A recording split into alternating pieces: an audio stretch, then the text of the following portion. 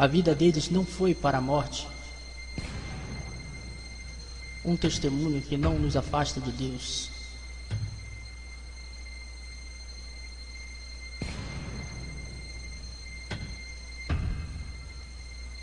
É sobrenatural. Olá, aqui é Cid Road. Seja bem-vindo ao meu mundo, que é naturalmente sobrenatural. Céu, inferno. Essas são coisas naturais.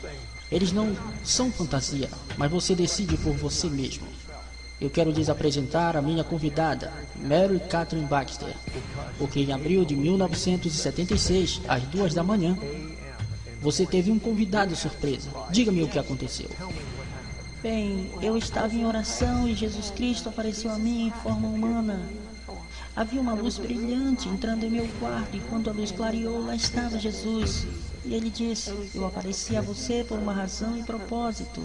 Eu te levarei uma jornada e lhe mostrarei as profundezas, os graus e os níveis de tormentos do inferno. Ele disse isso para que o mundo inteiro e não para um punhado de pessoas. E explicou-me como diante de mim haveria horrores, tristezas e luto.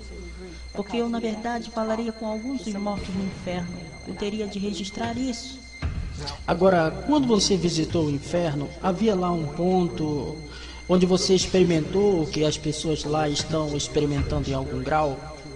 Sim, experimentei. Cid, eu experimentei 2 vezes. Foi por volta da 20ª vez no inferno. Eu fui para o inferno todas as noites, 3 horas por noite, por 30 noites. 30 noites? Você deveria estar desejando que aquilo acabasse? Oh, sim, sim. Nós podemos tratar disso agradavelmente agora. Voltando em 1976, entretanto, eu sei que você realmente nem mesmo gostar de falar muito sobre isso, não? Por quê? Porque isso me incomodava, porque as pessoas que vão para o inferno estão perdidas. E não há mais esperança para eles. Ok. Primeiramente, onde o inferno está localizado? No centro da Terra, e é no formato de um corpo humano deitado de costas. E há diferentes níveis, diferentes graus, diferentes fogos de tormento. Como alguém entra no inferno? Através de um portão de entrada. Mas diga-me, Eles são como túneis, são uns tipos de túneis em um tornado, eles giram ao redor e voltam novamente para a atmosfera e estão ligados ao fundo da terra.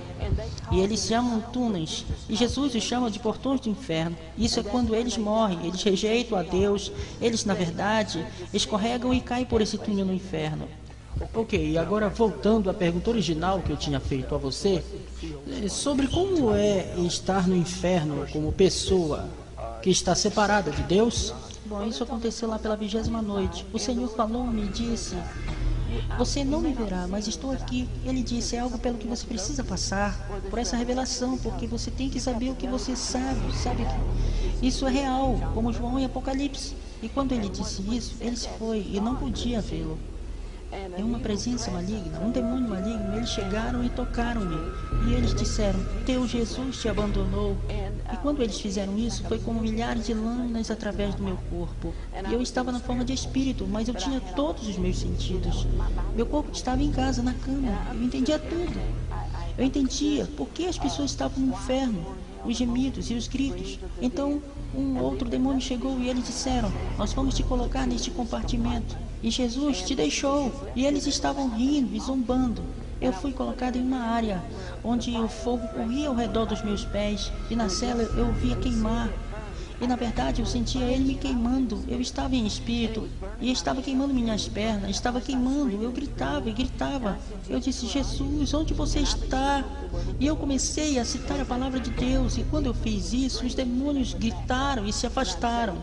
E eu dizia, no sangue de Jesus sou redimida, sou salva. O que estou fazendo aqui? Porque era como se eu fosse uma pecadora perdida. Sim, e você me disse que era capaz de sentir? Sim. O que você foi capaz de cheirar? Cheiro de fedor, de esgoto, cheiro de carne queimada e apodrecida. O ar era tão fedido que você mal podia respirar. E a pior parte foi os gritos dos mortos, os gemidos e suspiros de arrependimento, porque perderam Jesus. E os demônios lembram eles de que poderiam ter tido Jesus. Eles poderiam ter nascido de novo, ser salvos da perdição eterna.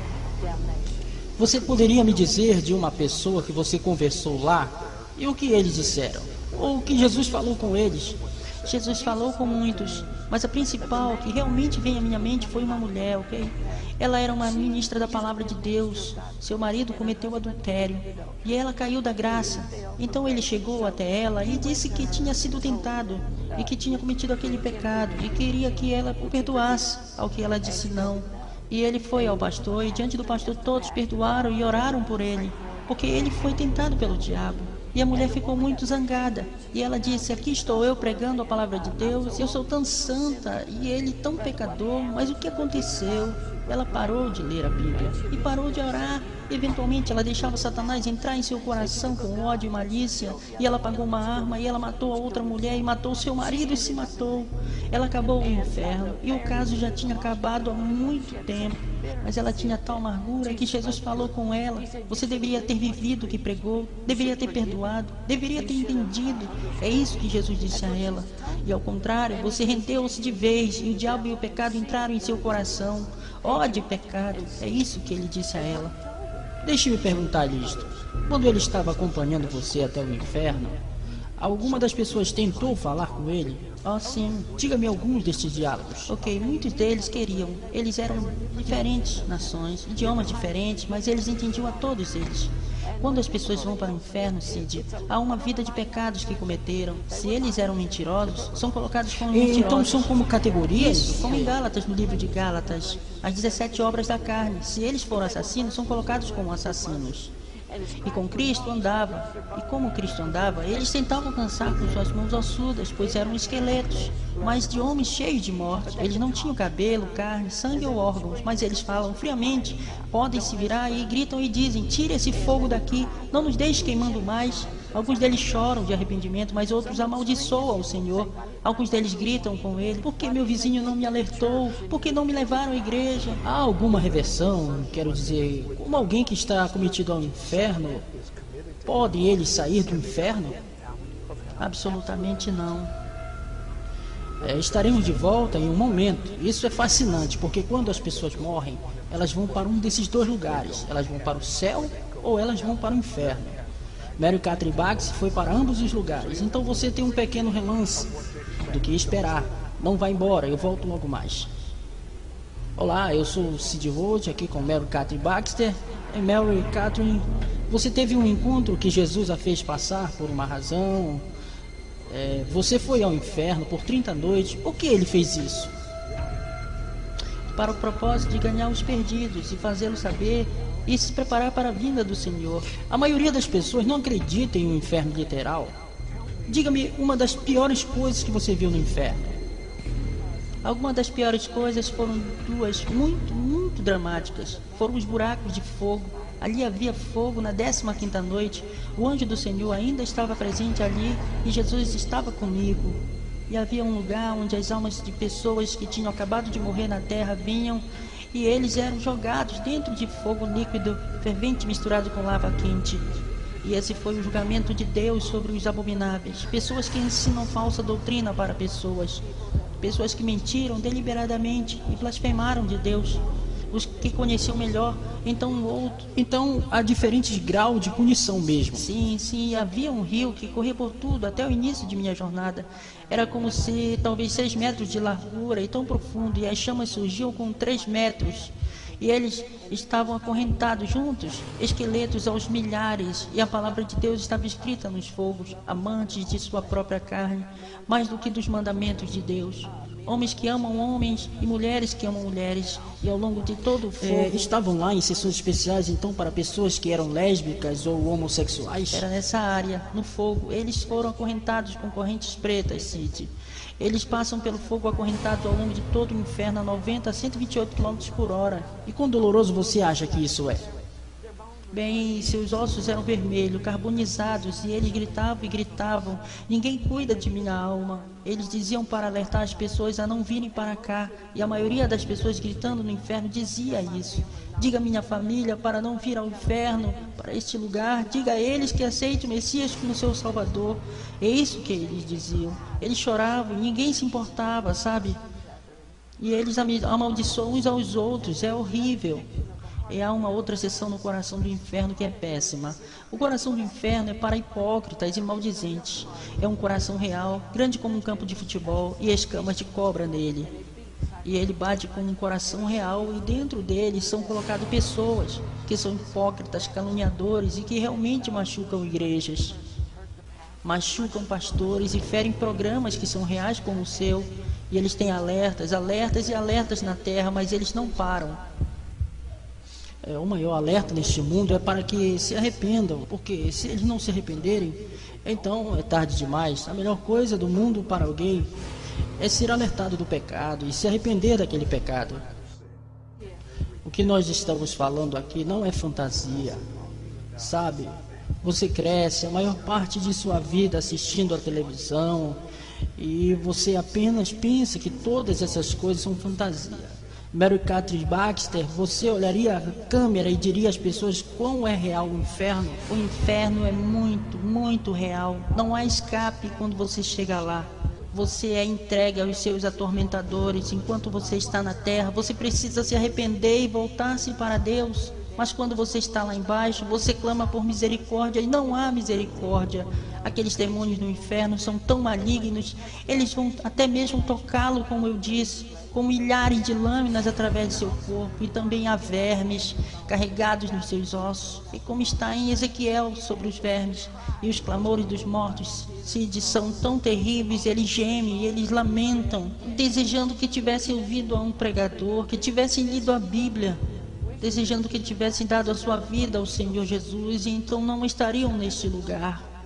E não há mais esperança, não há mais destino. Então, eles sabem no minuto em que descem por esses portões para baixo, para o inferno, que eles perderam de Deus. Eles se tornaram, como o pregador disse, eles se tornam crentes. Eles acreditam na Bíblia. Diga-me de alguma pessoa real que você ouviu sua história. Ok, havia muito poucos que falavam com Jesus. Eles sempre falavam com Jesus. E havia um homem, ele era realmente alto, o esqueleto era alto e ele tinha uma Bíblia imaginária em sua mão, que pegava fogo. E ele estava pregando a palavra do Senhor no inferno. E os demônios esfaqueavam ele, dizendo para que se calar, que Satanás era o seu Deus ali.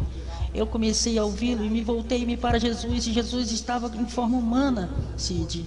A propósito, ele sempre está em forma humana. Ele realmente chorou no inferno. Lágrimas escorreram em sua face e... Porque pelo meu entendimento, e lendo as escrituras, o inferno não foi para os humanos. Isso, é isso. Foi feito para demônios e o diabo. Isso. Então você está dizendo, sabe, eles dizem que Deus pode fazer tudo. Mas, uma vez que alguém acabou no inferno, ele não pode tirá-los de lá. Bem, é por isso que Cristo estava chorando. Eu derramei o meu sangue para que ele não viesse para cá. E sabe, Deus é um Deus justo. Ele tem que julgar com justiça. Então o que você os ouvia dizer? Esse homem estava falando, ok? Pregando. E Cristo disse, paz, aquieta-te, velho homem. E ele virou toda a sua carcaça para o Senhor e falou, Senhor, eu me arrependo agora a ti.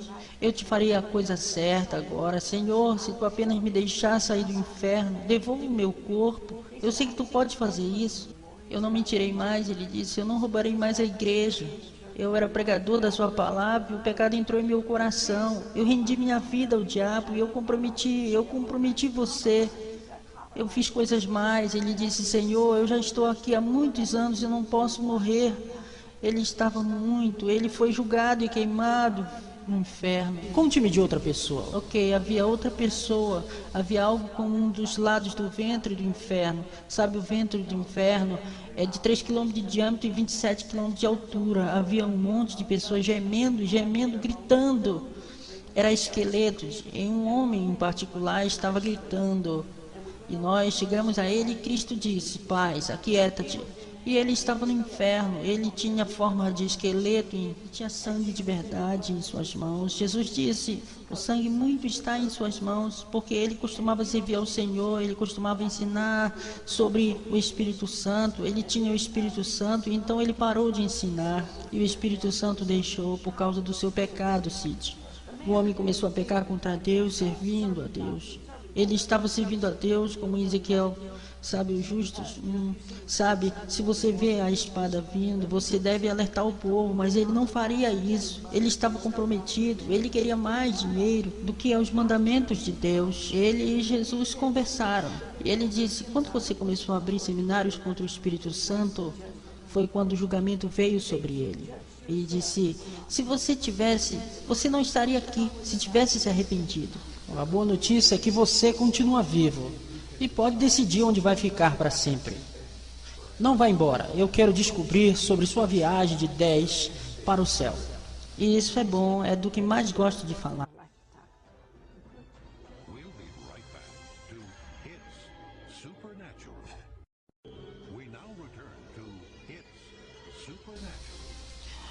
Olá, é Sid Roach aqui com o Mary Catherine Baxter. Estávamos falando sobre suas 30 noites. Cada noite Jesus levou a guiada em uma viagem no inferno. E uma das coisas que eu acho fascinante é todo o assunto sobre o sangue do Messias. Mas isso foi traduzido no inferno? Fala-me sobre isso. Jesus insistiu sobre o seu sangue para essas almas que estavam perdidas. Ele dizia, se você ao menos tivesse acreditado no Evangelho, se você ao menos acreditasse que meu sangue foi derramado para lavar cada pecado que você já cometeu, eu teria feito. Se você apenas tivesse arrependido e me chamado, ele insistiu nisso por todo o inferno. Ele queria dizer exatamente o que ele disse, que o seu sangue foi derramado no Calvário. Se acreditássemos que ele é o Filho de Deus e que veio para levar os nossos pecados, ele enfatizou isso. Ele disse, você não estaria no inferno. Diga-me, infelizmente a maioria das pessoas que não terminaram suas vidas, elas estão me ouvindo agora mesmo. Não entendem quão poderoso o sangue do Rei dos Judeus, aleluia, do Messias de Israel, do Yeshua, Jesus, e vocês estão zombando agora mesmo. Você não vai rir por último, você não vai zombar, você não zombe. Mary Catherine Baxter, diga-me um exemplo de quando você clamou o sangue de Jesus, ou diga-me algo sobre o sangue de Jesus. Eu estava orando por essas pessoas que estavam sufocando, de verdade, sufocando. Eu fui e coloquei as mãos sobre eles e clamei o sangue de Jesus. Eu acreditei na aliança com Jesus Cristo. E quando começamos a orar, tudo aquilo imediatamente saiu, porque era um espírito que estava os atacando. E a outra criança que tinha uma febre alta, e nós a cobrimos com a oração e o sangue de Jesus. E o Espírito, o poder de Deus veio sobre mim e repreendi isso. Se pudéssemos ver no mundo invisível, então, quando clamamos o sangue, tudo que o sangue tem realizado, quando você diz que realmente acontece, o que você quer dizer? Ok, nós estávamos em uma igreja, Cid, onde anjos se posicionaram quando oramos. Cantamos a canção A Linha do Sangue. Enquanto cantávamos, eu vi uma fila de anjos em pé, segurando uma grande linha do sangue. Era chamado de Linha do Sangue. Ao redor das pessoas, e na hora que invocamos o sangue, eu vi um escudo vermelho descendo sobre as pessoas. E começaram a ser curados, e começaram a ser libertos. E se havia um câncer em seu corpo, às vezes Deus me deixa vê-lo. O vermelho ia na mancha escura e queimando o câncer. Agora eu lhe prometi que descobriríamos sobre o céu. Então, por 30 noites ela foi para o inferno, mas nas próximas 10 noites ela foi ao céu. E eu tenho que lhe fazer uma pergunta. Ok. As pessoas jovens permanecem jovens como crianças pequenas quando chegam ao céu? Ou eles crescem? Eles crescem. Dê-me um exemplo. Ok. As crianças crescem no céu até a idade da maturidade. Elas são chamadas de inocentes, ok? E a outra escritura cite, deixem vir a mim as criancinhas, porque das tais é o reino de Deus. E elas vão à escola no céu. Elas são ensinadas pelos remidos e são ensinadas por anjos. Você viu alguma criança no céu? Sim. Que você conhecia? Não que eu conhecia, mas eu vi muitas pessoas. E a respeito dos adultos que morrem com uns 90 anos? Eles morrem e vão para o céu, eles são decrépitos ou estão andando como bengala? Oh, não, Cid, não. Deus lhe dá um corpo glorificado, um corpo novinho em folha. E eles geralmente parecem ter 33 anos de idade. Quando eles têm 100 anos e os anjos descem e os levam diante de Deus, eles aparentam 33 anos de idade. Como a música se parece no céu? São diferentes louvores, diferentes tipos e níveis de música. Havia um piano de 12 metros de diâmetro.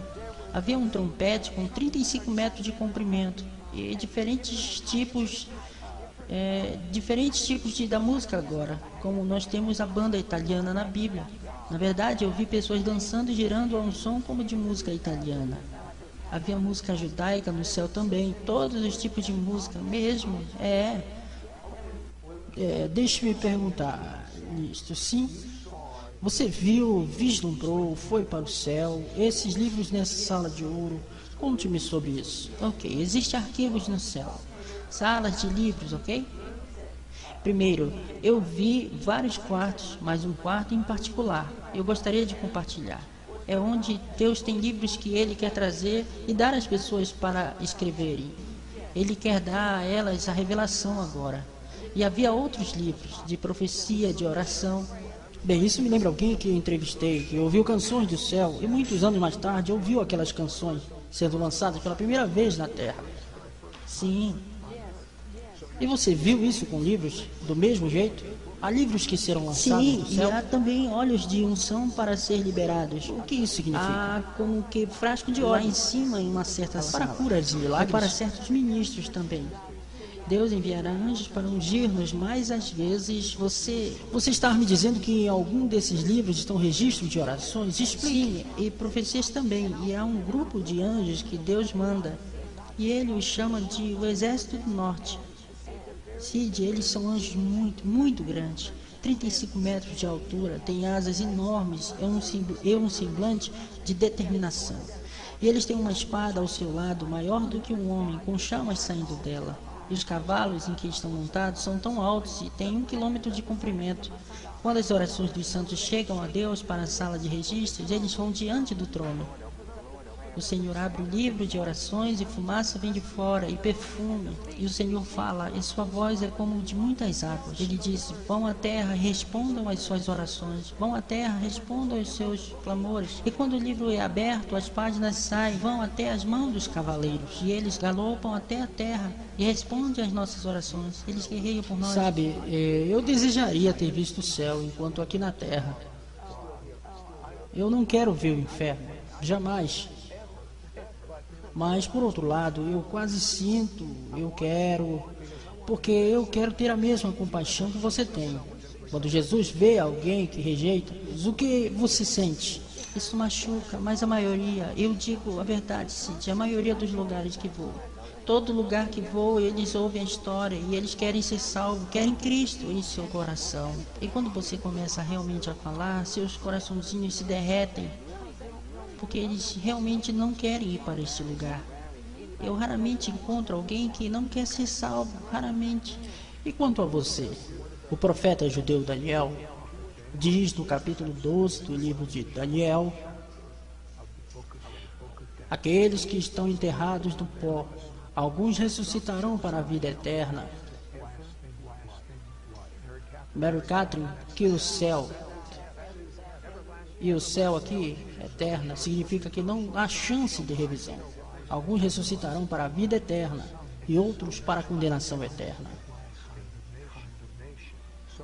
Então, de fato, uma vez que alguém morre, eles não podem mudar de ideia, porque é a palavra de Deus eterna que está lá.